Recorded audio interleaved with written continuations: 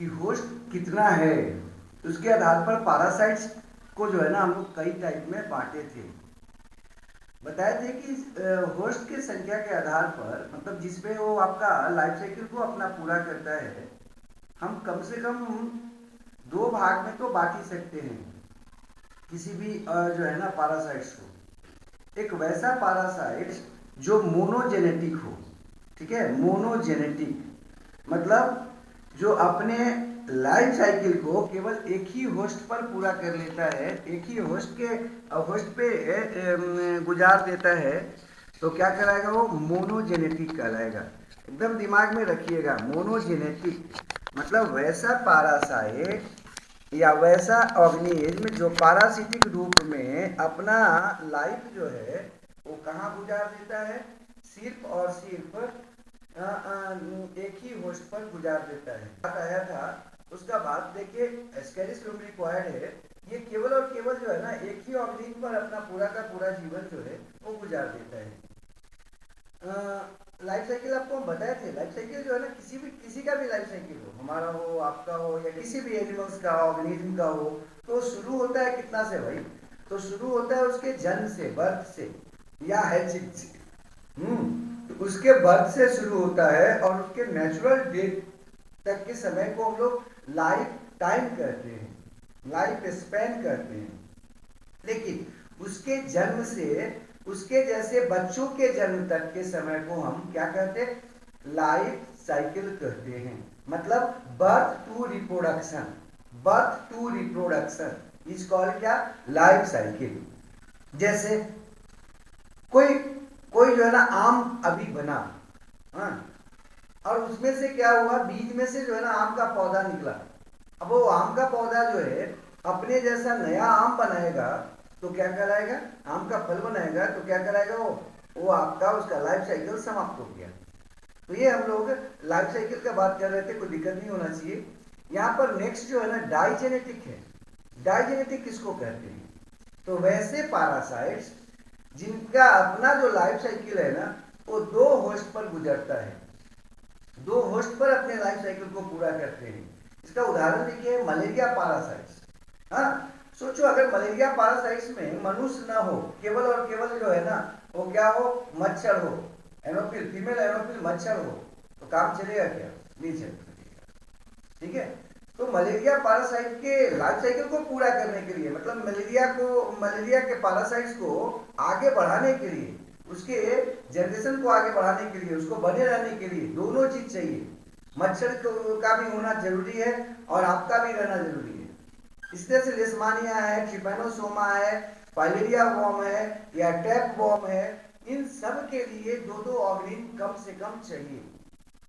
अब अगर digenetic organism का बात करेंगे, डाइजेनेटिक पैरासाइट्स का बात करेंगे, तो उसमें जो भी होस्ट होगा कितना होगा? दो होगा। तो दो में से एक होस्ट को हम प्राइमरी होस्ट कहते हैं, जबकि दूसरे होस्ट को हम लोग क्या कहते हैं? सेकेंडरी होस्ट कहते हैं। प्राइमरी होस्ट उसको कहते हैं, किसको? ऑर्गेनिज्म को जिसमें पैरासाइट सेक्सुअली रिप्रोड्यूस करता है। हाँ, वैसा जैसे दो होस्ट होगा, तो अभी आप लोग को पढ़ना है, आगे पढ़ेंगे हम लोग 12 में जो है पढ़ना मलेरिया का जो है ना लाइफ साइकिल। ऐसे तो 11th में भी था, तो लेकिन थोड़ा बहुत बचा है तो उसको देखेंगे, कोशिश करेंगे पढ़ने का। जो भी आपका पैरासाइट्स होता है ना उसके लाइफ साइकिल को पूरा होने के लिए सेक्सुअल रिप्रोडक्शन आवश्यक होता है। ठीक है, तो सेक्सुअल रिप्रोडक्शन जिसमें करेगा वो पैरासाइट, वो क्या कहलाएगा? प्राइमरी होस्ट कहलाएगा। और जिसमें वो एसेक्सुअल रिप्रोडक्शन करेगा, मतलब जनसंख्या बढ़ाएगा, लेकिन कैसे बढ़ाएगा? एसेक्सुअली बढ़ाएगा, तो उसको कहेंगे सेकेंडरी होस्ट। ठीक है, वर्टिब्रेट जो होता है, ऐसे अगर मान लिया आपको ये नहीं पता लग रहा है कि वो आपका सेक्सुअल रिप्रोडक्शन किया कि एसेक्सुअल रिप्रोडक्शन किसी में किया है और दो होस्ट दिया हुआ है, तब उसमें प्राइमरी होस्ट किसको मानेंगे?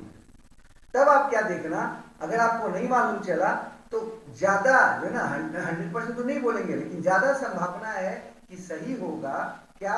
जो वर्टिब्रेट्स होगा वो प्राइमरी होस्ट होता है और जो आपका दूसरा होगा वो आपका सेकेंडरी होस्ट होगा। लेकिन ये थ्योरी हर जगह नहीं लगाएंगे, जिसके बारे में नहीं जानते हैं, यूजुअली का बात कर रहे हैं। जैसे ये हम लोग में ये गलत हो जाएगा, मलेरिया में ये गलत हो जाएगा। मलेरिया जो है, मलेरिया का क्या हो गया, दो अवनीत कौन कौन हो गया, एक तो आपका एनोफिल हो गया मच्छर, एनोफिल मच्छर, और एक आप हो गए। अब आप जो हो ना, आप वो आपका क्या वर्टिब्रेट्स हैं, आप में रीढ़ का हड्डी पाया जाता है।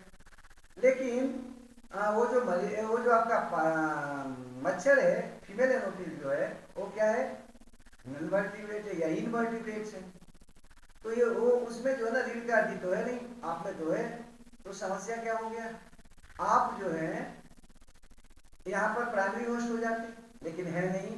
क्यों? क्योंकि मलेरिया जो होता है, मलेरिया का जो प्लाज्मोडियम होता है, वो आप में एसेक्सुअली रिप्रोड्यूस करता है, आप में अपनी संख्या को एसेक्सुअल रूप से बढ़ाता है। जबकि किसमें भाई, एनोफिल में प्लाज्मोडियम अपनी संख्या को सेक्सुअल रिप्रोडक्शन से बढ़ाता है। तो ये कुछ बात आपको यहां पर बता रहे हैं। नेक्स्ट जो हम लोग बात करते हैं कि on the basis of parasitism, है ना, अगर दोनों वर्टिब्रेट है तब यहां पर हम लिखे हैं कि मैन को प्राइमरी होस्ट मानते हैं। इसको ध्यान में रखिएगा, इस बात को जो है ना ध्यान में रखिएगा। अगर नहीं दिया हुआ हो कि किसमें सेक्सुअल रिप्रोडक्शन किसमें एसेक्सुअल कर रहा है, तब आप ऐसे इससे काम चला सकते हैं। लेकिन कोशिश कीजिएगा कि वो सेक्सुअल रिप्रोडक्शन वाला ही देखें, चूंकि उसी को लोगों ने माना है अभी वर्तमान में। फिर आप पहले क्या कहते थे कि जो भी वर्टिब्रेट है वो हो गया क्या, प्राइमरी होस्ट।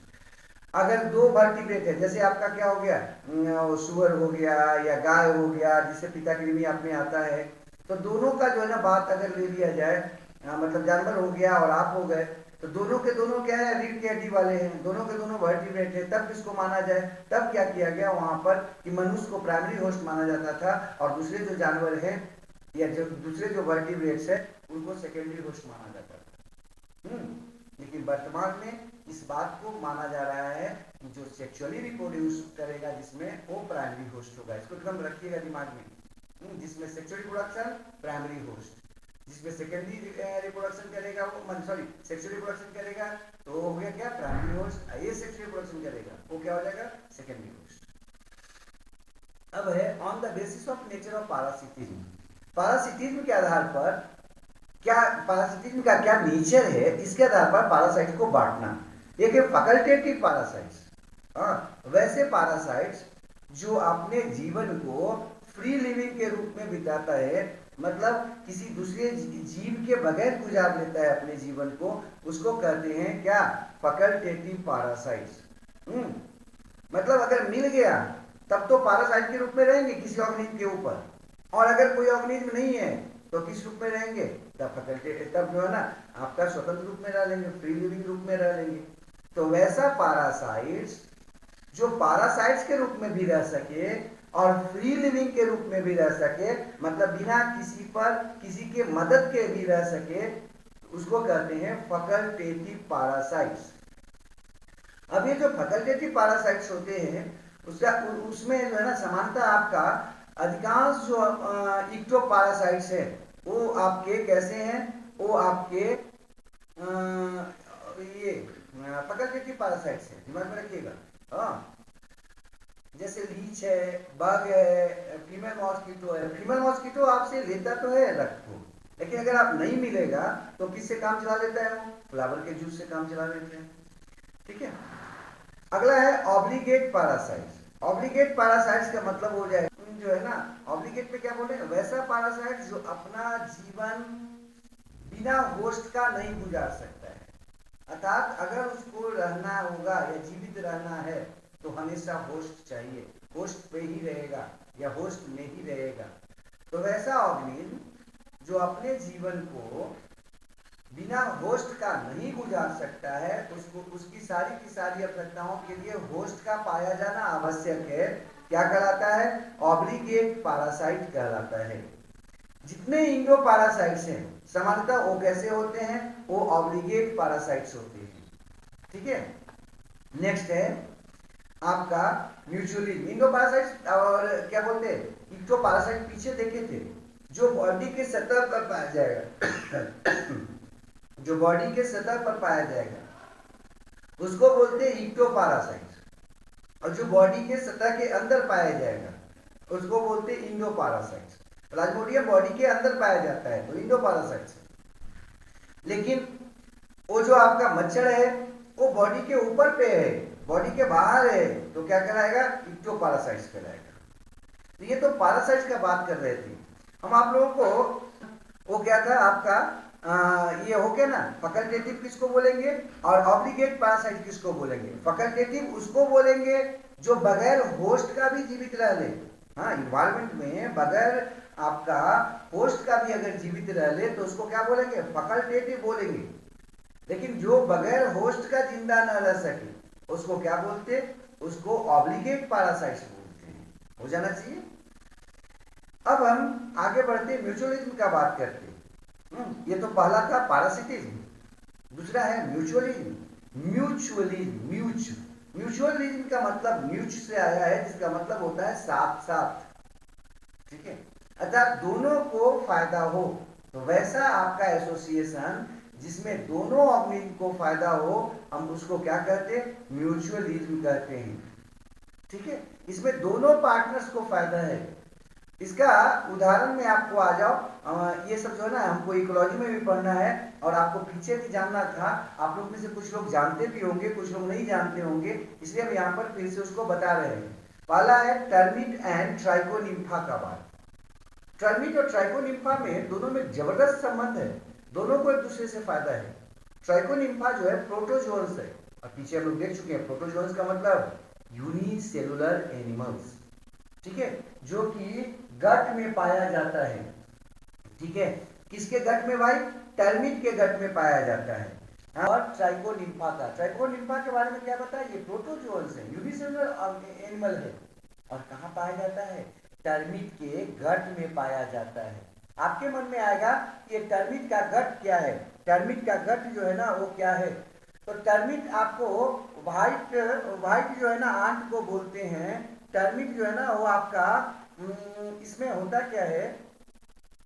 तो बोल रहे थे कि ये जो है ना गट, टर्मिट जो होता है व्हाइट आंट, उसके गट में पाया जाता है ट्राइकोनिम्फा के बारे में बताएं इसके पहले थोड़ा सा जान लो। ऐसा कोई भी एनिमल नहीं है जो सेलुलोज को डाइजेस्ट कर सकता है। आप लोग अगर न्यूट्रिशन पढ़े होंगे तो वहां पढ़े होंगे कि कोई भी एनिमल इस रूप में नहीं पाया जाता कि वो क्या कर सके, वो जो है ना आपका डाइजेशन कर सके किसका? सेलुलोज का। और आप शायद जानते होंगे दीमक जिसको बोलते हैं, टर्मिट वही है ना। जो दीमक है वो क्या करता है? किसको खाता है? लकड़ियों को खाता है, उसके सेलुलोज को खाता है। वुड मतलब समझ लेना, वुड का मेन जो पार्ट है वो क्या है? उसका सेलुलोज है, उसको खाता है। लेकिन सेलुलोज को डाइजेस्ट कर नहीं सकता, क्योंकि अभी आपको हम लोग देखें कि जो भी एनिमल्स हैं उनको सेलुलोज को डाइजेस्ट करने में समस्या होता है। अब यहाँ पर समस्या के कारण क्या करता है कि टर्मिट और जो ट्राइकोनिम्फा है दोनों आपस में एक एसोसिएशन बना लिया है। एक है प्रोकैरियोट, एक है प्रोटोजोअन्स, और एक क्या है? आंट है, चींटी है, मतलब आर्थ्रोपोड है। अब दोनों को एक दूसरे से क्या फायदा होने वाला है? ये जो ट्राइकोनिम्फा है वो आपका टर्मिट के डाइजेस्टिव जो गट है या एलिमेंट्री कैनाल है उसमें रहता है। जब वो जो टर्मिट है वो जब वुड खाता है तो ये क्या करता है? उसके सेलुलोज को डाइजेस्ट कर देता है ग्लूकोज के रूप में, और दोनों जो है ना आराम से उसको यूज कर लेते हैं। टर्मिट भी यूज कर लेता है उसको, और ट्राइकोनिम्फा भी यूज कर लेता है। तो ट्राइकोनिम्फा जो है ना वो लकड़ी को काट पाता नहीं, उसको काट के कौन ले लिया? टर्मिट ले लिया। तो ट्राइकोनिम्फा को जो है ना काटा हुआ छोटा छोटा क्या मिल गया? सेलुलोज के आपके सेलुलोज मिल गए, और उन सेलुलोज को क्या करता है? ग्लूकोज के रूप में कन्वर्ट कर देता है अपने डाइजेस्टिव एंजाइम सेलुलोज से, और उसको दोनों मिल बांट के खा लेते हैं। टर्मिट भी यूज कर लिया क्योंकि उसके डाइजेस्टिव गट के अंदर हो रहा है, और ट्राइकोनिम्फा को भी मिल गया भोजन ग्लूकोज के रूप में। नेक्स्ट है ruminant and cellulose fermenting bacteria. अभी आपको बताया कि कोई भी ऐसा एनिमल नहीं है जो सेलुलोज को डाइजेस्ट कर सके। ठीक है, लेकिन ढेर सारे एनिमल्स हैं जो सेलुलोज पर ही जीवित रहते हैं या सेलुलोज से ही जिंदा हैं। रूमिनेंट समझते होंगे आपको। रूमिनेंट्स बोलते हैं पागुर करने वाले जानवर को, मतलब कर्ड चीविंग एनिमल्स या मैमल्स। वैसे एनिमल्स या वैसे मैमल्स जो क्या करते हैं? भोजन को खा लेते हैं, उसके बाद उसको क्या करते हैं? चबाते हैं। दोबारा लाकर पागुर करते हैं, उनको कहते हैं कर्ड चीविंग मैमल्स। अब कर्ड चीविंग मैमल्स जो होता है वो भी आपका डाइजेस्ट नहीं कर सकता है किसको, सेलुलोज को, लेकिन उसके भोजन के मुख्य कंपोनेंट्स में एक है कौन, सेलुलोज। तब वो क्या करता है, वो जो है ना अपने स्टोमक उसका 4 चैम्बर में बटा होता है और उनमें से कुछ चैम्बर्स में आपका सेलुलोज फर्मेंटिंग बैक्टीरिया पाया जाता है। ये जो आपका सेलुलोज फर्मेंटिंग बैक्टीरिया होता है वो क्या करता है, सेलुलोज को शॉर्ट फैटी चेन में बदल देता है या फैटी एसिड्स में बदल देता है, जैसे प्रोपियोनिक एसिड हो गया, और इस जो आपका शॉर्ट फैटी एसिड बना उसको दोनों के दोनों आपका यूज कर लेते हैं। जो पागुर करने वाला जानवर है वो भी, और उसके गट में जो आपका बैक्टीरिया है वो भी, तो दोनों को फायदा हो गया यहाँ पर। तो ruminants and cellulose fermenting bacteria का बात आपको बता रहे थे। नेक्स्ट हम अगला आते हैं ग्रीन हाइड्रा, और कौन है, ग्रीन अलगी। देखो हाइड्रा जो होता है सामान्यतः वो कलरलेस होता है, उसमें कोई खास कलर नहीं होता है, ठीक है, क्योंकि उसमें मेलानिन भी उतना नहीं होता है, ठीक है। तो आपका एक हाइड्रा का प्रजाति है जो ग्रीन हाइड्रा कहलाता है, हाइड्रा विरिडीसीमा, हाइड्रा विरिडीसीमा।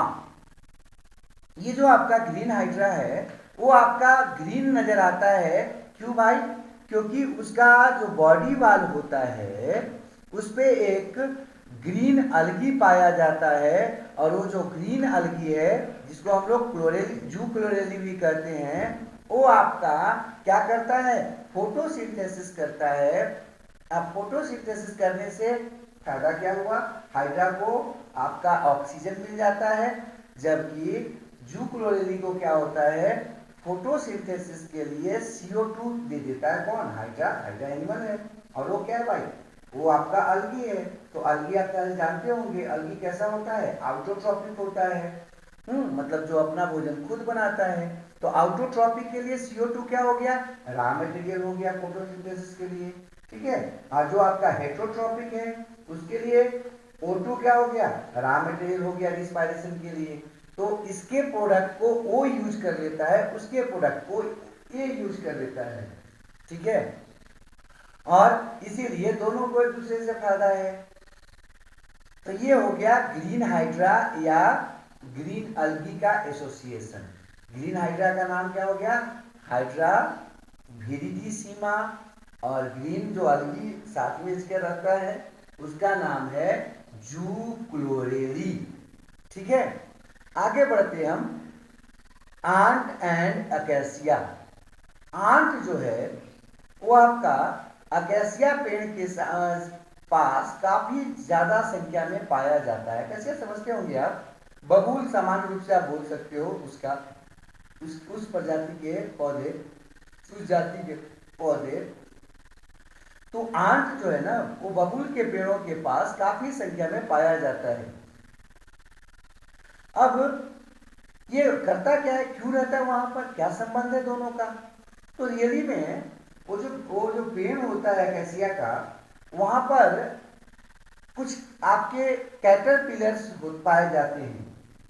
क्यों, वो कहां से आते हैं, तो कैटरपिलर जो है ना वो आपका कुछ इंसेक्ट्स होते हैं, उनका लार्वा होता है, और इंसेक्ट क्या करते हैं, अपने अंडे को आकर अकेसिया ट्री पर दे देता है, अकेसिया ट्री के बाग वगैरह पर जाता दे देता है। क्यों दे देता है, कि उसके अंडे से जो बच्चे निकले, जिनको हम कैटरपिलर बोल रहे हैं, वो जब बाहर निकले तो आराम से क्या करें, अकेसिया को खाएं, अकेसिया के उत्पादों को यूज करें, उसके ट्री को यूज करें, और क्या करें, अपने आप में ग्रो कर सके। अब ये इससे क्या होता है कि अकेसिया जो है उसका जो है ना ग्रोथ कम हो जाता है, हाँ, क्योंकि उसको कौन खा रहा है, कैटरपिलर खा रहे हैं। तो वो धीरे धीरे इससे अकेसिया ट्री पर अगर उसकी संख्या एक लिमिट से ज्यादा हो जाए तो वो सूख जाता है, खराब हो जाता है। लेकिन आंट लोग जो होते हैं उसके अगल बगल में, वो क्या करते हैं, कैटरपिलर को खा जाते हैं। तो उनको क्या फायदा हो गया आंट को, कि बैठे बैठाए भोजन मिल गया, कहाँ पर, अकेसिया पर। और अकेसिया को क्या फायदा हो गया, जो उसको डिस्ट्रॉय करने वाला था इंसेक्ट्स या कैटरपिलर उसका, वो आपके क्या हो गए, समाप्त हो जाएंगे। तो इंसेक्ट को तो ये जो है ना मरने के बाद ही खा पाता है यहाँ, लेकिन कैटरपिलर क्या होता है, मूवमेंट उसमें नाक के बराबर होता है, लिमिटेड होता है मूवमेंट, आराम से उसको पकड़ के अपने खा जाता है सब्जी के। ठीक है। अगला है लाइकेन। लाइकेन जो है ना, ये भी एक तरह का सिम्बायोटिक एसोसिएशन है, और उसमें भी ये सिम्बायोटिक एसोसिएशन में भी क्या है, म्यूचुअलिज्म है। म्यूचुअलिज्म का मतलब है दोनों पार्टनर को फायदा होना एक दूसरे से। ये जो लाइकेन है वो अलगी और फंजाई का एक एसोसिएशन है। इसमें जो फंजाई होता है वो अलगी को मॉइस्चर देता है, मिनरल्स देता है, शेल्टर देता है, आवास देता है, जबकि अलगी जो है वो क्या करता है, फंजाई को भोजन देता है, ऑर्गेनिक फूड देता है। कैसे भाई, यहाँ भी वही संबंध है।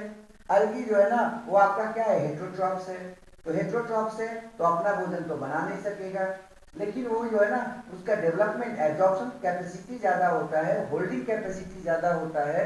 तो क्या करता है, एक तो अलगी को सबस्ट्रेटम में पकड़ के रखता है, दूसरा वाटर को क्या करता है, वो आपका एब्जॉर्ब करके रखता है, स्टोर करके रखता है, तो मॉइस्चर बना रहता है वहां पर। और इससे जो है ना इस मॉइस्चर का यूज करता है कौन, अलगी, फोटोसिंथेसिस के लिए। तो अलगी को क्या हो गया, फोटोसिंथेसिस का उत्पाद मिल गया वहां, प्लस CO2 भी खुद दे देता है उसको। तो फोटोसिंथेसिस के लिए जो आपका रॉ मटेरियल है वो मिल गया किसको, अलगी को, और उसका जो प्रोडक्ट है वो दोनों मिल बांट के खा लेंगे, दोनों यूज कर लेंगे, फंजाई भी यूज करेगा और अलगी भी यूज करेगा। अगला है सी एनीमोन और हर्मिट क्रैब का जोड़, है ना। सी एनीमोन जैसा कि नाम है, रियली में इसको वास्प माना जाता है, मतलब कि डंक मारने वाला एक जो है ना खतरनाक प्रजाति माना जाता है जानवरों का। ये निडेरियंस है, हम आपको पहले भी बताए थे, निडेरिया शब्द जो है ना वो आया है निडिल से, सुई से। हाँ, और आगे पढ़ेंगे भी तो वहां भी डिटेल से इसको बताएंगे। वैसे एनिमल्स जिसमें सिरिंज या सुई लाइक स्ट्रक्चर्स पाए जाते हैं और जिसके मदद से वो क्या करते हैं, अपने एनिमी को या अपने फूड को पीच करते हैं, उनको घायल करते हैं या उनको अपना भोजन लायक बना लेते हैं, तो उसको कहते हैं निडेरियंस। अब ये जो आपका निडेरिया है कौन, सी एनीमोन, वो आपका स्नेल के सेल पर पाया जाता है। कल हमको बताए थे सेल, वो आपको एक्सोस्केलेटन और इंडोस्केलेटन बताए थे। एक्सोस्केलेटन मतलब बाहर में हार्ड स्ट्रक्चर जो उसके बॉडी को शेप देता था, डिफिनिट, और क्या कहता था, प्रोटेक्शन देता था। तो ये जो आप देखते होंगे घोंगा वगैरह या सितुआ देखते होंगे या शंख देखते हैं आप, वो क्या है भाई, वो सेल है, कवच है ऊपर से, सेल का मतलब कवच है उसका, प्रोटेक्टिव कवच।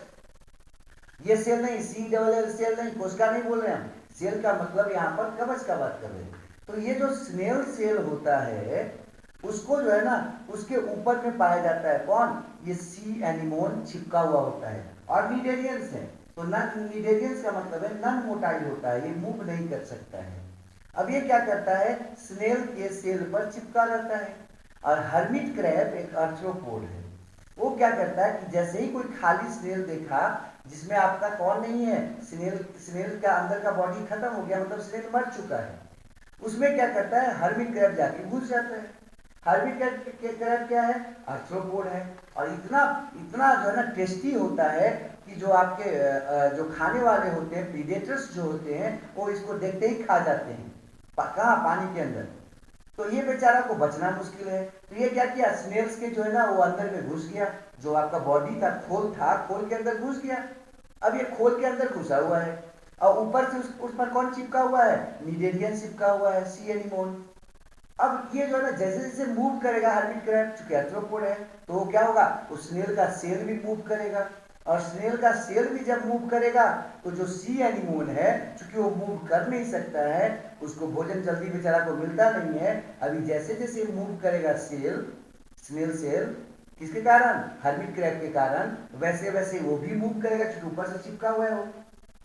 अब जरा समझ लीजिए, जब वो मूव करेगा तो उसको भोजन का कमी नहीं रहेगा। तो इससे फायदा क्या हुआ सी एनीमोन को, उसको जो है ना आराम से उसको मूवमेंट मिल गया, और जितना ज्यादा मूवमेंट मिलेगा उतना ज्यादा मूवमेंट भोजन मिलेगा। और इसको हर्मिट क्रैब को क्या फायदा हो गया, हर्मिट क्रैब अंदर घुसा हुआ था तो कोई उसके पास डर से आना नहीं चाहेगा। अगर उसके पास जाएगा तो देखेगा सी एनिमोन है, सी एनिमोन के डर से कोई उसके पास जाना नहीं चाहेगा। तो इससे क्या इसको फायदा हो गया, कॉमेफ्लेज हो गया, इसको सुरक्षा मिल गया। और ये हर्मिट क्रैब आराम से घूमता चलता है, किसको लेकर, उस स्नेल सेल को लेकर उसके अंदर घुसकर। हर्मिट क्रैब भी जब घूमता है तो आपका सी एनिमोन भी उस पर चिपका हुआ है ऊपर से, तो भी अपना घूमता चलता है। तो दोनों को फायदा हो गया। आप एक कहानी सुने होंगे कि जो है ना लोमड़ी था या सियार था, और वो क्या किया, शेर का जो है ना क्या ओढ़ लिया, वो जो है ना उसका खोल ओढ़ लिया, उसका चमड़ा, और वो जो है ना चमड़ा जो था उसका पूरा ओढ़ लिया, और क्या बन बैठा, शेर बन बैठा। लोग उससे डर के भागने लगे। कुछ हद तक यही स्थिति यहाँ भी है।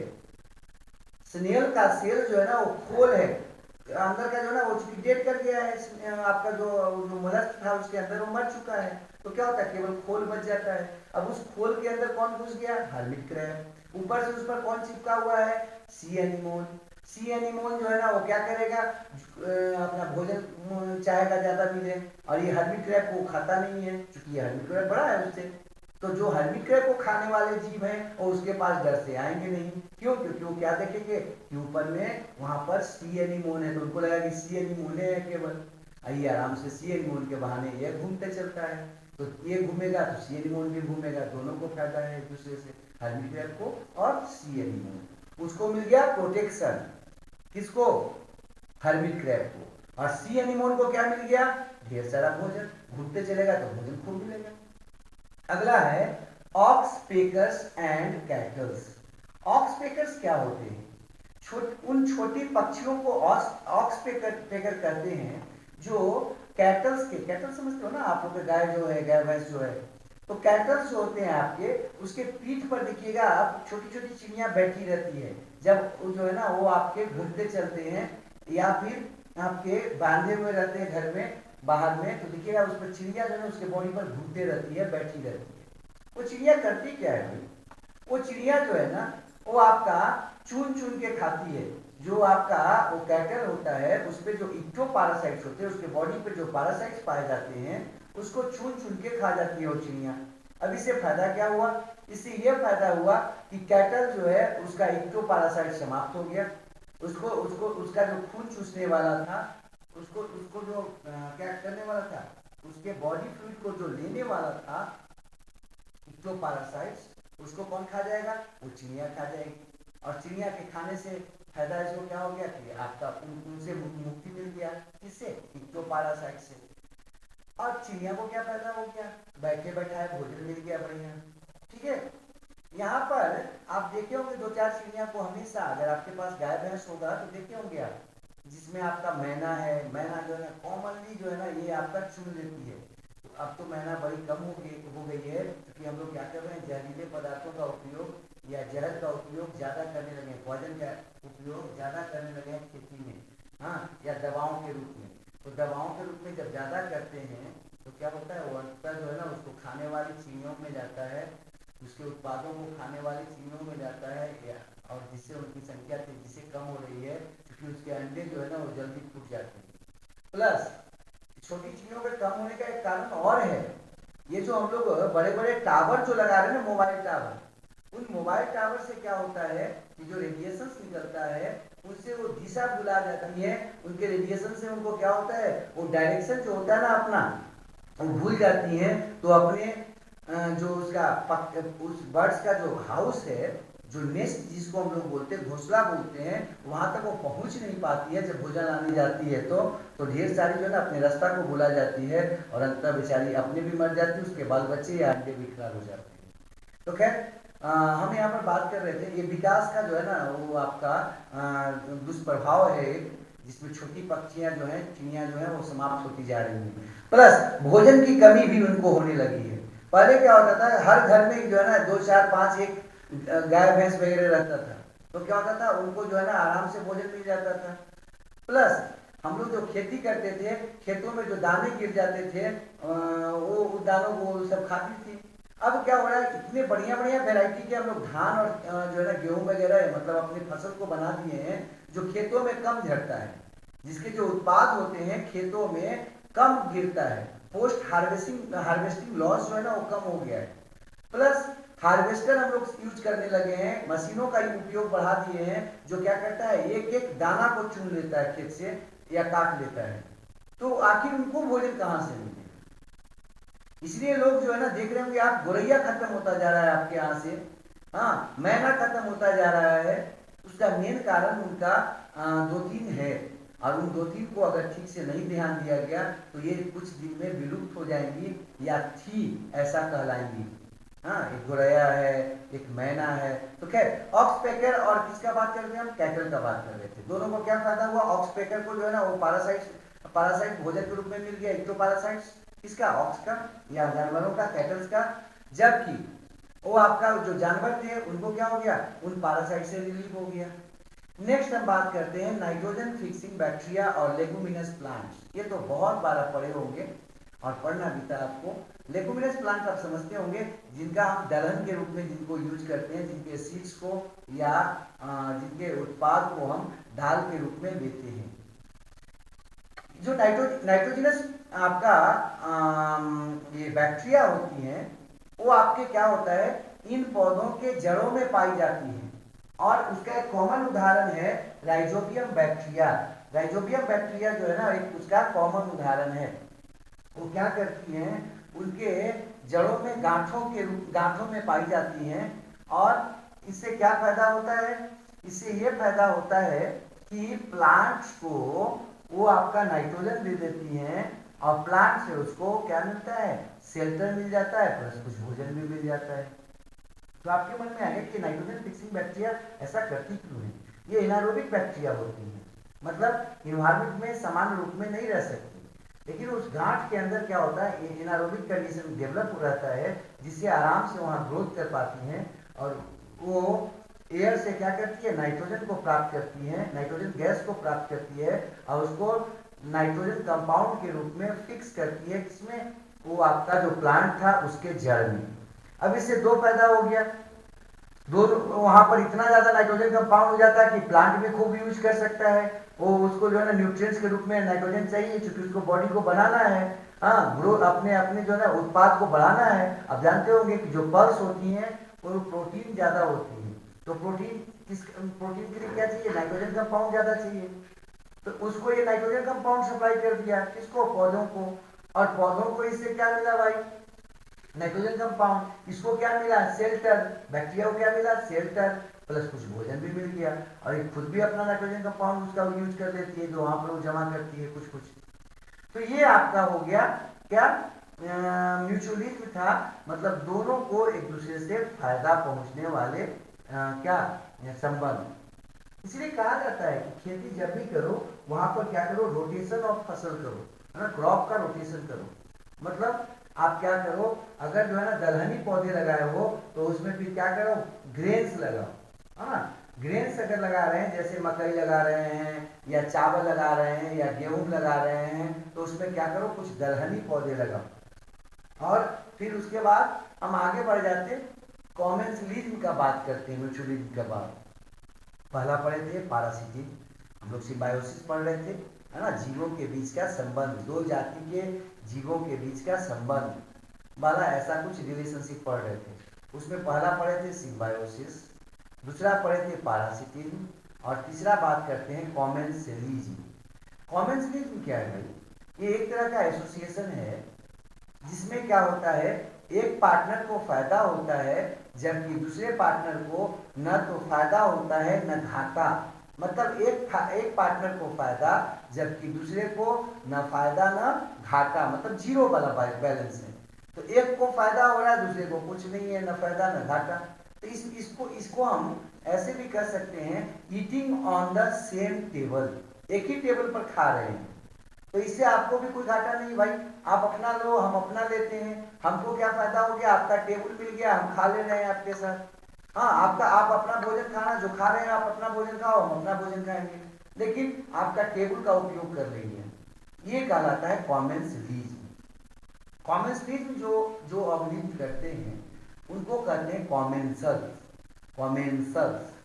हाँ, पैरासिटिक जो करे तो उसको पैरासाइट्स बोल रहे थे, म्यूचुअलिज्म जो करे तो उसको म्यूचुअल्स बोल रहे थे। इसी तरह से आपका जो आपका कॉमेंसलिज्म करेगा तो उसको कॉमेंसल्स कहते हैं। अब इसका कुछ उदाहरण देख लेते हैं। एक है रिमोरा और शार्क का। रिमोरा जो है इस आपका क्या है, रिमोरा भी है, एक और पायलट फिश भी है, 2 3 4 हो सकता है शार्क के साथ। एक है रिमोरा के बारे में आप समझ लो, एक छोटा सा मछली है जो सकर फिश होता है। सकर मतलब जिसपे सकर्स पाया जाता है, मतलब चिपकने वाला रचना पाया जाता है।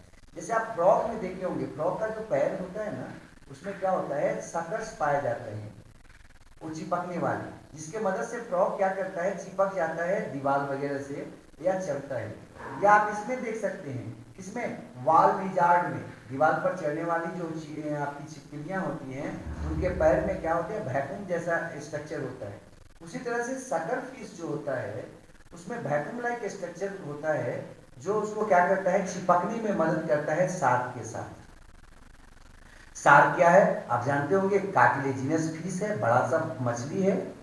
अब ये दोनों का बीच में संबंध को देखो। देखो एक फिगर बना है, शार्क ऊपर में है, ठीक है, उसका इधर देखो आगे माउथ है उधर, हाँ ये माउथ है, और ये माउथ के नीचे देखो एक छोटी सी मछली चिपकी हुई है जिसका नाम है रिमोरा। अब ये क्या होता है, उसके माउथ के नीचे चिपक जाता है, ठीक है, और माउथ के नीचे चिपक कर कि कैसे चिपक के कैसे आगे बढ़ता है वो हम आपको बता रहे हैं, जरा सा देखना। ये आपका क्या है, शार्क है, ठीक है, ऐसे शार्क का माउथ होगा, ये शार्क ऐसे जा रहा है, ठीक है, ऐसे माउथ है, जस्ट नीचे में ऐसे, यहाँ पर माउथ के नीचे में, ओठ के नीचे जो है ना, वो आपका कौन चिपक जाता है, वो आपका सकर मछली जो है, जिसको रिमोरा बोल रहे हैं, वो चिपक जाती है। अब शार्क तैरता जा रहा है, ऐसे ऐसे ऐसे ऐसे तैरता जा रहा है। जब ये तैरता जाएगा, भोजन मिला तो भोजन खाया है इस तरह से, तो भोजन जब खाएगा तो कुछ जूठा तो गिरेगा, कुछ तो छूट जाएगा, और वो जो नीचे जाता है ना, उसको रिमोरा क्या करती है, अपना मुंह फाड़ के रखती है, आराम से उसके भोजन मुंह में चला जाता है। तो जो जो शार्क का जूठा होता है वो चला जाता है किसमें, रिमोरा में चला जाता है। इससे रिमोरा को क्या फायदा हो गया, बैठे बैठा है भोजन मिल गया, कुछ मेहनत करना है नहीं, मेहनत कौन कर रहा था, शार्क, और उसका जो जूठा है या जो जो भोजन गिर रहा है नीचे की तरफ, चूंकि गुरुत्वाकर्षण कारण नीचे जाएगा, तो आराम से उसको क्या होगा, इसके पेट में चला जाएगा पानी के साथ साथ, है ना, अब भोजन को अपना मार लेगी। अब शार्क को इससे क्या है, फायदा है कि घाटा, न फायदा है न घाटा, चूंकि रिमोरा जो है केवल चिपकी हुई है, तैर रही है अपने फिन से, ये भी अपने फिन से तैर रही है, शार्क भी अपने मतलब मन से अपने शरीर से तैर रहा है, दोनों अपना तैर रहा है, केवल चिपकी हुई है साथ साथ, ठीक है। तो शार्क को न फायदा है न घाटा, और रिमोरा को क्या हो गया, यहाँ फायदा हो गया। कुछ और मछलियां हैं जो शार्क के साथ रहती हैं और आराम से उसके भोजन, बची हुई भोजन को मार लेती हैं। एक है पायलट फिश, वो जो है ना, वो शार्क के आगे आगे चलती है, जैसे ये शार्क जा रहा था, ठीक है, तो शार्क के आगे आगे चलेगी, इधर जो है ना वो जा रही है, पायलट फिश दूर दूर, छोटी छोटी मछलियां होती है और दूर दूर रहती है।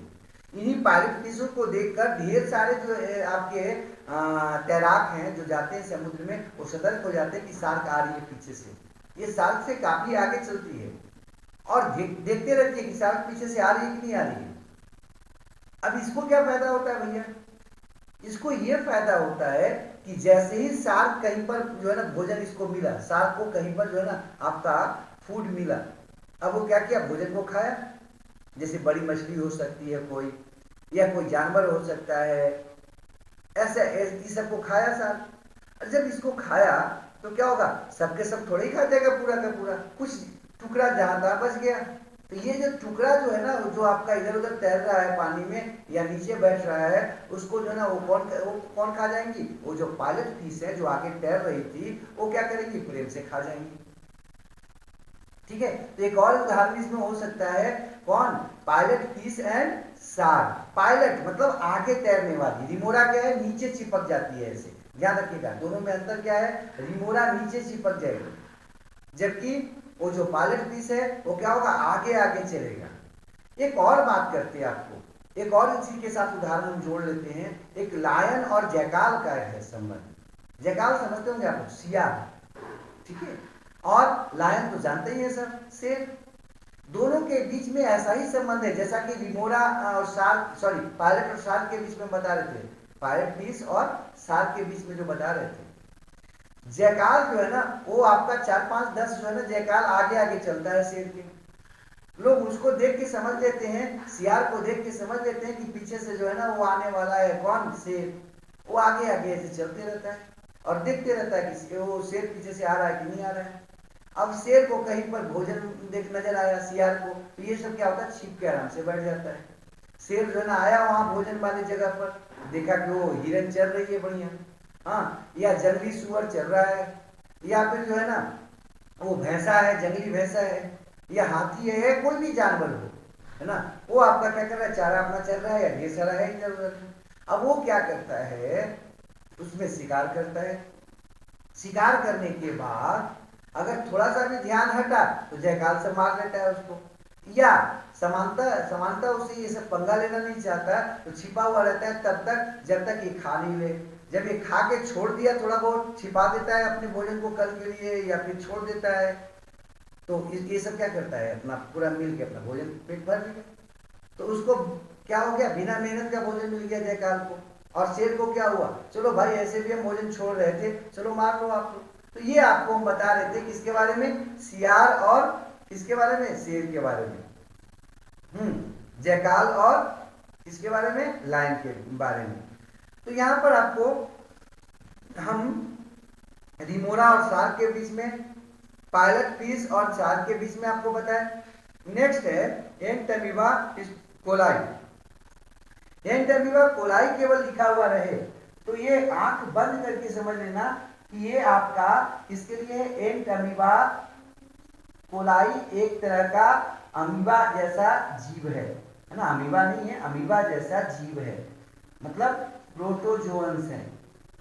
लेकिन एंट अमीबा कोलाई के जगह पर एंट अमीबा कोलाई बैक्टीरिया लिखा हुआ रहे तब है वो ई कोलाई बैक्टीरिया, जो आपके आंत में पाया जाता है, बड़ी आंत में, और ये भी आपके बड़ी आंत में पाया जाता है। ये क्या करता है, जो आपका कोलोन में अनडाइजेस्टेड जो वेस्ट होता है उसको खाता है, उसको यूज कर लेता है और उसको फीसेस के रूप में बदल देता है। तो इससे क्या फायदा हो गया, जो हम वेस्ट को बाहर निकाल रहे थे उसको ये यूज कर लेता है और हमको क्या फायदा हो गया, वो इतना फायदा ना घाटा, क्योंकि हम तो ऑलरेडी उसको निकालने वाले थे बॉडी से बाहर, तो उसको एंटमीबा कोलाई क्या करता है, खा लेता है। अब अगला है डाइवर्सिटी इन हैबिटेट। ठीक है, डाइवर्सिटी इन हैबिटेट में बढ़ते हैं। डाइवर्सिटी इन हैबिटेट में अगर आप आओगे तो हैबिटेट क्या है, सबसे पहले इसका बात कर ले। हैबिट हम पीछे बताए थे आपको, हैबिट का मतलब आदत। ठीक है, हैबिटेट का मतलब होता है आपका स्थान जहां पर लिविंग ऑर्गेनिज्म जो है वो रहता है, अपने भोजन को प्राप्त करता है और ब्रीडिंग करता है, मतलब आपका रिप्रोडक्शन की एक्टिविटी को पूरा करता है, उसको कहते हैं हम हैबिटेट। ठीक है, हैबिटेट जो होता है उसमें कोई भी ऑर्गेनिज्म का हैबिटेट जो होगा उसमें आपका मैक्सिमम टाइम गुजारता है। इस बात को ध्यान रखिएगा कि हैबिटेट केवल वो स्थान नहीं है जहां पर कोई जीव रहता है। हैबिटेट मतलब वो आपका स्थान जहां पर कोई जीव अपना अधिकांश समय को गुजारता है। अब एनिमल्स जो है वो हैबिटेट के आधार पर उसको कई भाग में बांट सकते हैं या कई तरह के हैबिटेट में वो रहता है। जैसे जो बोलना है बोल सकते हो, या तो एनिमल बोल सकते हो, एक्वेटिक एनिमल, या एक्वेटिक हैबिटेट बोल सकते हो, दोनों में से जो रख लो।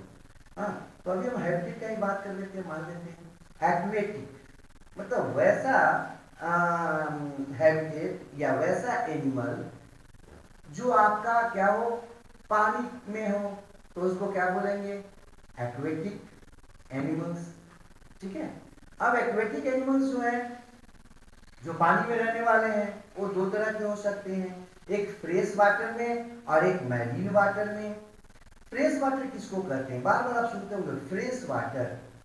ये फ्रेश वाटर क्या है भाई, तो वैसा पानी जिसमें 2% से कम NaCl हो।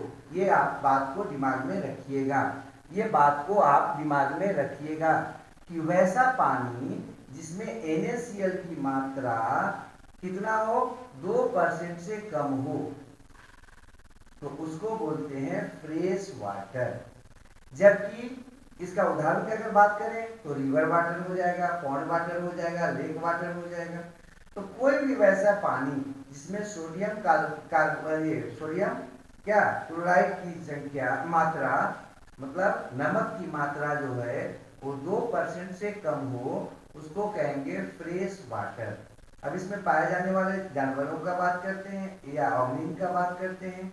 अमीबा प्रोटियस है ना, अमीबा प्रोटियस जो है ना वो आपका किस में पाया जाता है भाई? फ्रेश वाटर में। अधिकांश अमीबा को देखिएगा वो सब के सब फ्रेश वाटर ही है। हाँ, मतलब फ्रेश वाटर में ही पाया जाने वाला एक्वेटिक है वो। अगला है हाइड्रा, पारामीशियम, प्रॉन, कुछ फिशेस हैं, डॉल्फिन्स हैं, ये सब के सब जो है ना वो कैसे है? फ्रेश वाटरी हैं। फ्रेश वाटरी का मतलब समझ में आ जाना चाहिए कि वैसे वाटर में रहते हैं जिनमें NaCl की मात्रा 2% से कम होता है। ठीक है। अगला है मैरीन वाटर। वैसा वाटर को मैरीन वाटर कहते हैं जिसमें NaCl कम से कम 4% हो, कम से कम 4%। वैसा पानी जिसमें NaCl की मात्रा कम से कम 4% हो उसको बोलते हैं मैरीन वाटर। तो बोलोगे सर तो ये 2 और 4 के बीच में 2 और कहाँ गया? तो जिनका 2% और हो, मतलब जो बीच वाले होते हैं वो आपका जो है ना वो आपका मिला जुला कहलाते हैं। यदि में मैरीन वाटर में कम से कम जो है ना 4% NaCl होता है और फ्रेश वाटर जहां पर होता है उसमें 2% होता है। इसलिए जहां पर दोनों मिलते हैं, जहां पर आकर, जिसको हम क्या बोलते हैं, जहां पर समुद्रों में नदियां गिरती हैं जाकर, हाँ, जो फ्रेश वाटर है, नदियां कैसी हैं? फ्रेश वाटर है, उसमें NaCl की मात्रा कम होता है। और जो सी है वो आपका कैसा है? मैरीन वाटर है। उसमें क्या होता है? NaCl की मात्रा 4% से ज्यादा होता है। जहां पर दोनों मिलती है आपस में वहां पर कंसंट्रेशन 2 से 4 के बीच में होता है NaCl का।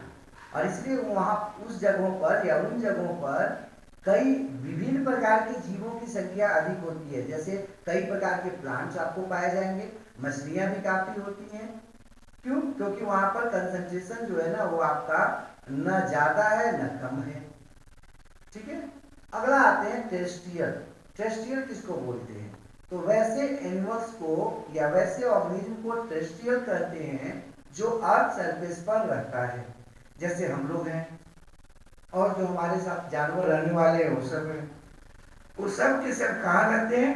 जमीन के पर रहते हैं, अर्थ के सतह पर रहते हैं। अगला है एस्केंसोरियल। या एकदम दिमाग में रखिएगा, हैबिटेट का मतलब क्या है, रहना का मतलब क्या है। ऐसा नहीं कि हम लोग पानी में नहीं जाते। रहना का मतलब है जहां अपना भोजन प्राप्त करता है। रहना का मतलब है जहां पर अपना अधिकांश समय गुजारता है। रहने का मतलब है कि जहां पर वो क्या करता है, अपने आप को रिप्रोडक्शन में इन्वॉल्व करता है, वो उसका क्या कहलाता है? आपका हैबिटेट कहलाता है। अब हम टेरेस्ट्रियल में आगे बढ़ते हैं। टेरेस्ट्रियल में हो गया, उसके बाद एस्केंसोरियल का बात कर रहे हैं। एस्केंसोरियल किसको बोलेंगे? तो वैसे एनिमल्स को एस्केंसोरियल बोलते हैं जो दीवार पर पाए जाते हैं। ठीक है। न तो मिट्टी में है, मिट्टी के सतह पर है, और न कहाँ है भाई, न तो हवा में है और न पानी में है। कहाँ पर है वो दीवार पर चिपक के चल रहा है या दीवार के क्षेत्र नहीं पाया जा रहा है, तो उसको बोलते हैं एस्केंसोरियल। एस्केंसोरियल का कॉमन एग्जांपल है वाल लिजार्ड। ठीक है। अगला है आर्बोरियल। वैसे एनिमल्स जो पेड़ पर पाए जाते हैं और पेड़ों में आपका रहते हैं, पेड़ों पर रहते हैं, उनको कहते हैं आर्बोरियल। कॉमन उदाहरण है मंकी, एप्स, एस्क्यूरल्स। अधिकांश समय ये कहाँ गुजारते हैं? पेड़ों पर गुजारते हैं। अगला है बरोइंग। हाँ, बरोइंग किसको कहते हैं? जो आपका फॉसोरियल रूप में रहे या सब टेरेनियन रूप में रहे, मतलब कि जमीन के अंदर, हाँ, जमीन के अंदर फैल के रहे, उसको क्या बोलते हैं हम? उसको बोलते हैं सब टेरेनियन या फॉसोरियल या बरोइंग। उदाहरण इसका है रैबिट, रैट, इसी हो जाएगा। अगला है एरियल। एरियल किसको कहते हैं? तो वैसे एनिमल्स को एरियल कहते हैं जो अधिकांश समय अपना उड़ने के रूप में हवा में बिताते हैं, अधिकांश समय वो उड़ते रहते हैं, तो इनको कहेंगे एरियल। एरियल में कौन आ जाएंगे? अधिकांश पक्षियां आ जाएंगी, इंसेक्ट्स आ जाएंगे, मैमल्स जैसे कि हम लोग में चमगादड़ है, वो आपका क्या है? एरियल है। अब नेक्स्ट है वोलेंट। हाँ, वोलेंट किसको कहते हैं? जो हवा में ग्लाइड करता है, पैसिव मूवमेंट करता है। ग्लाइड और फ्लाइंग में अंतर है भाई, है ना? एरियल और वोलेंट में क्या अंतर है थोड़ा सा हम बताएंगे, आप देख लो यहाँ पर। देखो, जो उड़ने वाला होता है ना, एक्टिव अपना एनर्जी खर्च करता है और उससे ऐसे पंखों को हिलाता हुआ उड़ता चलता है। लेकिन ये जो वोलेंट होते हैं वो क्या करते हैं? वो हवा में जो है ना आपका उड़ते नहीं है, बल्कि कहीं से छलांग लगाते हैं, और छलांग लगाने के बाद जब वो अर्थ की तरफ जाने लगते हैं तो अपने जो है ना कुछ विभिन्न अंगों के मदद से, रचनाओं के मदद से हवा को काटते हैं, हवा को जो है ना इधर से उधर डायरेक्शन देते हैं, जिससे वो हवा में ग्लाइड करते हैं, न कि उड़ते हैं। मतलब वो नीचे से जमीन से नहीं उड़ सकते हैं ऊपर की तरफ। वो क्या है, कोई ऊंचा जो है ना क्षेत्र पर चढ़ेंगे और वहां से छलांग लगाएंगे, तो ऊंचा से जब छलांग लगाएंगे तो क्या होगा? उनको पूरा का पूरा जो है ना वो आपका वेलोसिटी मिल गया है। अब उसको वो हवा को डायरेक्शन देंगे, वो किसके मदद से? अपने कुछ विशेष रचनाओं के मदद से, और इससे वो क्या होते हैं? लंबे दूर तक हवा में ग्लाइड कर सकते हैं या ग्लाइड करते हैं। इनको कहते हैं वोलेंट। आप सुने होंगे उड़ने वाला छिपकली, हाँ, उड़ने वाला छिपकली, फ्लाइंग लिजार्ड जिसको बोलते हैं, ये आपका ड्रैको इसका नाम है। ऐसे फ्लाइंग लिजार्ड का नाम है ड्रैको। फ्लाइंग फ्रॉग सुने होंगे, उड़ने वाला कोची भाई, तो उड़ने वाला फ्रॉग। उड़ने वाला फ्रॉग नहीं होता है, वो क्या करता है? वो कहीं ऊंचा पर से छलांग लगाता है और अपने पैरों को जो ना ऐसे फैला देता है, तो क्या होता है? वो ग्लाइड करता है बहुत दूर तक। अपने चमड़े को, साइड वाला चमड़ा को जो है ना यूज करता है, वो बॉडी के चमड़े को। फ्लाइंग फिश नाम सुने होंगे, वो अपने फिन के मदद से लंबे दूरी तक जो है ना वो उछलेगी और लंबे दूर तक ग्लाइड कर सकती है। तो ये हो गया आपका वोलेंट का बात। नेक्स्ट जो बात हम करते हैं फिश का टाइप्स, किसके आधार पर भाई? उसके यूनिक बिहेवियर के आधार पर बात करते हैं। वैसी मछलियां, हाँ, वैसी मछलियां जो आपके अलग अलग जो है क्या बोलते हैं बिहेवियर वाली होती हैं। कुछ एक वैसी मछलियों का बात कर रहे हैं, सब मछलियां ऐसी नहीं होती हैं, हम कुछ मछलियों का बात कर रहे हैं। कुछ मछलियों में अगर हम बात करते हैं तो आप देख लो, वो आती हैं एनाड्रोमस फिश और कैटाड्रोमस फिश, ठीक है? ये जो एनाड्रोमस है, जैसा कि नाम है एनाड्रोमस, उल्टा है ना, उल्टा दिशा में चलने वाली एनाड्रोमस। देखो रहती है ये समुद्र में, ये जो मछलियां एनाड्रोमस फिशेस वो रहती कहाँ है? सी में। लेकिन जिसमें ब्रीडिंग सीजन आता है उस समय ये माइग्रेट कर जाती है, कहाँ? फ्रेश वाटर में, और वहां जाकर स्पॉनिंग करती हैं, मतलब अंडा देती हैं, और उन अंडों से जब बच्चे निकलते हैं तो बच्चे फिर से सी वाटर में लौट आते हैं। हम फिर से बोल रहे हैं एनाड्रोमस फिशेस किसको कह रहे हैं? वैसी मछलियां जो रहती हैं सी वाटर में, लेकिन अंडे देने के लिए ब्रीडिंग सीजन में माइग्रेट कर जाती है, कहाँ? वो आपका सी से ऊपर, मतलब फ्रेश वाटर में, नदियों में चली जाती हैं। अभी जो है ढेर सारी मछलियों का संख्या कम होता जा रहा है। आपके गंगा नदी में भी मछलियों का संख्या तेजी से कम हुआ है, हाँ, पुनपुन नदियों में कम हुआ है, सोन में कम हुआ है। ये जो बड़ी बड़ी नदियां हैं आपके जो है ना जिन पे बांध बड़ी बड़ी बन चुकी हैं, नर्मदा है, ताप्ती है, इस सब में जो है ना कहीं बड़े बड़े डैम्स बनाए जा चुके हैं, बांध बनाए जा चुके हैं, तो इनमें मछलियों की संख्या तेजी से कम हुई है। इसका रीजन ये नहीं है कि खाने वाले लोग ज्यादा हो गए, इसका रीजन ये था कि जो मछलियों का मूवमेंट होता था सी वाटर से फ्रेश वाटर और फ्रेश वाटर से सी वाटर में, वो मूवमेंट कम हो गया।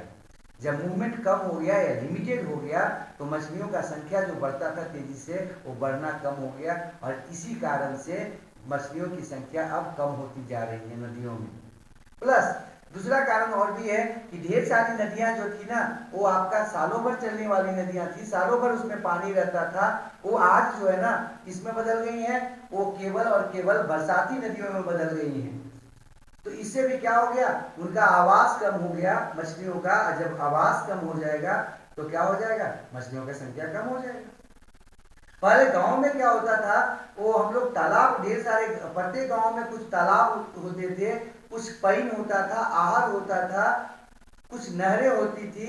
अधिकांश जो पईन और आहर जो सरकारी होते थे, चूंकि सरकारी जमीन सरकार उसको बनाती थी तो सरकारी जमीन कहलाती थी, उसको लोगों ने हथियाना शुरू कर दिया अपने जमीन के रूप में, अपने मकान के रूप में उसको अपना अपना बना दिया। जिससे क्या हो गया, आवास जो थी मछलियों का वो कम हो गई।